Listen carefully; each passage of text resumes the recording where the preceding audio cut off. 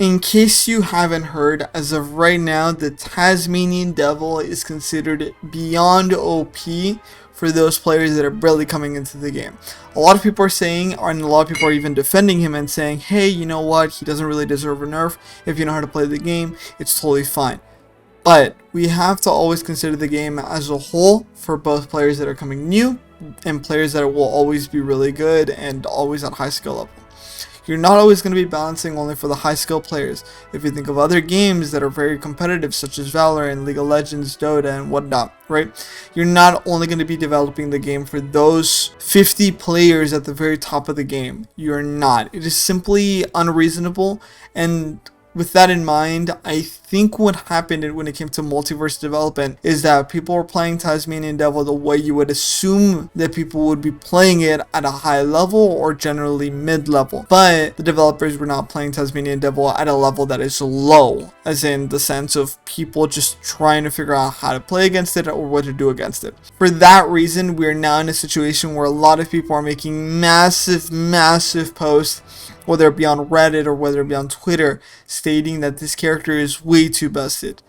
For that reason, I'm simply going to do some examples of why this character does feel a little bit unfair. Another thing to consider is that not every character gets the advantages or the situation to play against the Tasmanian Devil. Some characters will do good against it while other characters will not. But at the same time, it's the same case with every single character in this roster. Some characters do really well. For example, Rain Dog will do really well against characters that don't have a lot of projectiles and have a low mobility.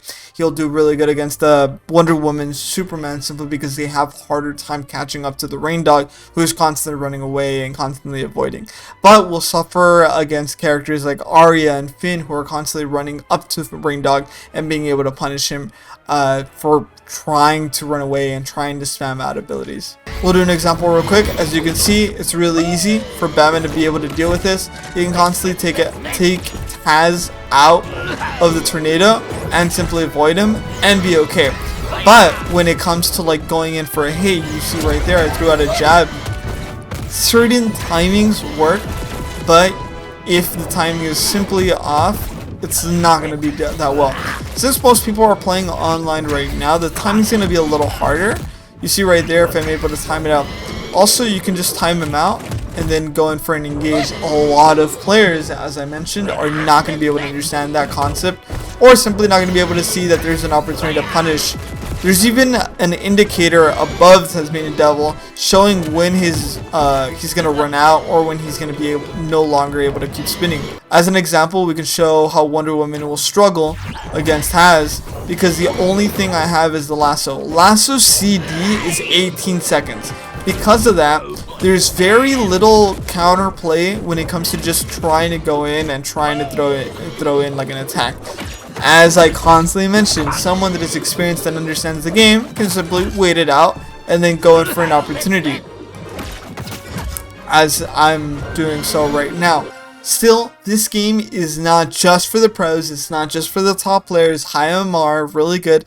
It is for everyone. This is a game intended for everyone, regardless of your age, regardless of your skill level, regardless if you're able to play this game with like massive amount of inputs. This game is intended for everybody. Tasmanian Devil will be nerfed, at least that is the expectation, simply because a lot of people are struggling with it. Do not assume that it is simply because people are complaining about Tasmanian Devil. It is because they themselves are looking at the MMRs and they're looking at the win rates, and they're probably already noticing that Taz is a little way too high in the win rate than was expected. There's certain characters in all games where you have that case where the characters or certain champions or whatever are doing really good in certain elos but are doing very poor in other elos. I'm pretty sure the MMR or the rating is showing that Taz is kind of like average or mid-level in high MMR, but in low MMR it's probably doing incredibly well. For that reason, Taz is expected to get nerfed. Other than that, that is exactly why Taz is planned to get nerfed. If you enjoyed this video, make sure to like, subscribe. It really helps me out and it really keeps me motivated to create more content for you guys.